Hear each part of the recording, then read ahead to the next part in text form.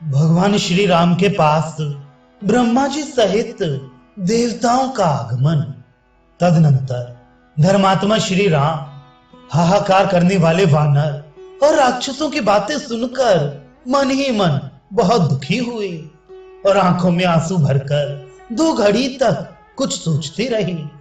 इसी समय विश्रवा के पुत्र यक्षराज कुबेर, पितरों सहित यमराज, देवताओं के स्वामी सहस्त्र नेत्रधारी इंद्र, जल के अधिपति वरुण, त्रिनेत्रधारी श्रीमान वृषभध्वज, महादेव तथा संपूर्ण जगत के सृष्टा ब्रह्मवेत्ताओं में श्रेष्ठ ब्रह्मा जी, ये सब देवता सूर्य तुल्य विमानों द्वारा लंकापुरी में आकर श्री रघुनाथ जी के पास गए।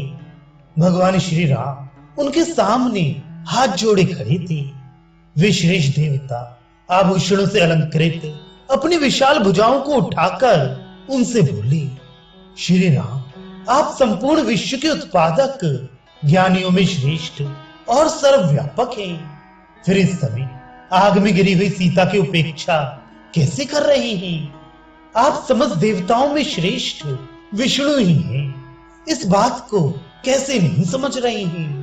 पूर्व काल में वसुओं के प्रजापति जो ऋतधामा नामक वसु थे, वे आप ही हैं। आप तीनों लोकों के आदि कर्ता स्वयं प्रभु हैं।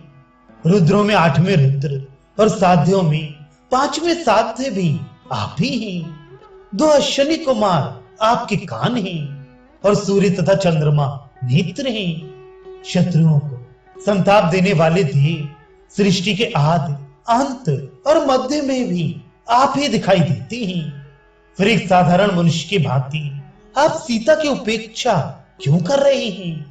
उन लोकपालों की ऐसा कहने पर धर्मात्माओं में श्रेष्ठ लोकनाथ रघुनाथ श्री राम ने उन श्रेष्ठ देवताओं से कहा, देवगण, मैं तो अपने को मनुष्य दशरथ पुत्र राम ही समझता हूं।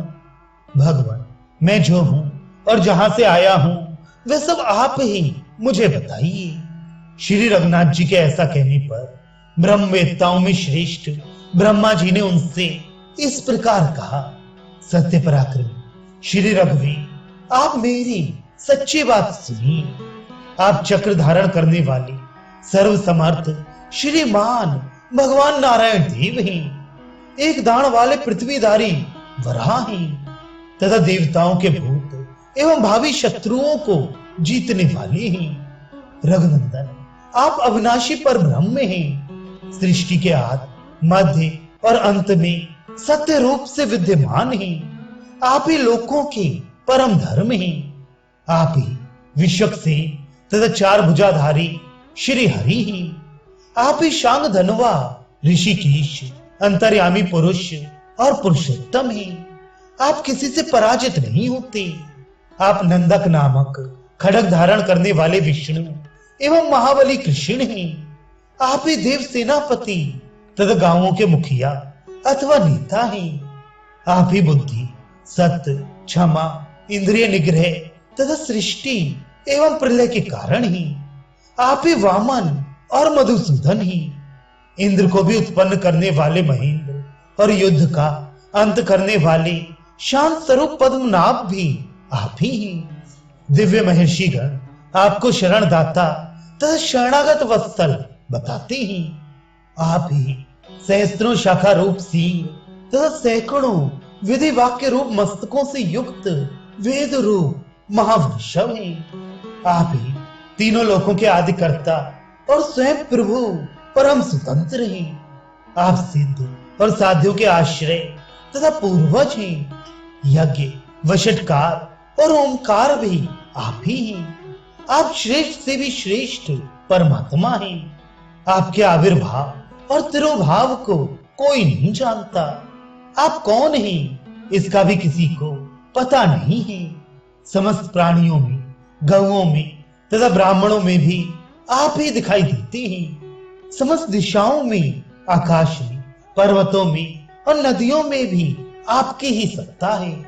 आपके सहस्त्रों चरण, सैकड़ों मस्तक और सहस्त्रों नेत्र हैं।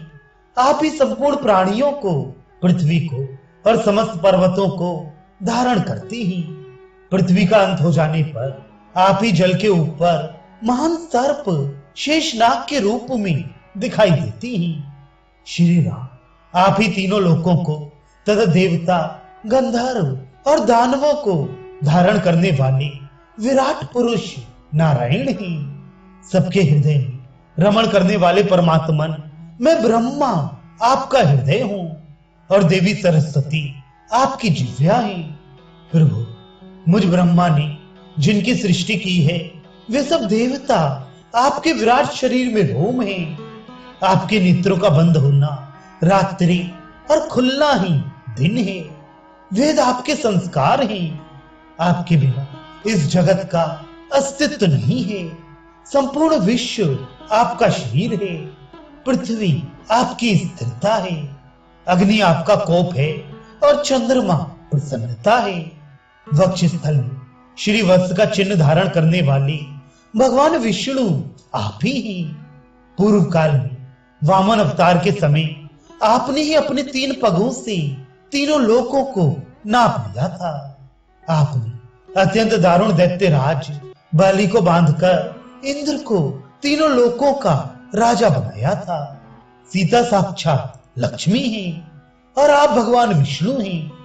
आप ही सच्चिदानंद स्वरूप भगवान श्री कृष्ण एवं प्रजापति हैं। धर्मात्माओं में श्रेष्ठ रघुवीर आपने रावण का वध करने के लिए ही इस लोक में मनुष्य के शरीर में प्रवेश किया था।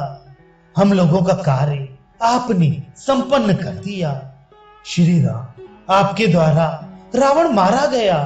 अब आप प्रसन्नता पूर्वक अपने दिव्य धाम में पधारिए। देव आपका बल अमोघ है। आपके पराक्रम भी व्यर्थ होने वाले नहीं हैं। श्री राम आपका दर्शन अमोघ है। आपका स्तवन भी अमोघ है तथा आप में भक्ति रखने वाले मनुष्य भी इस भूमंडल में अमोघ ही होंगे।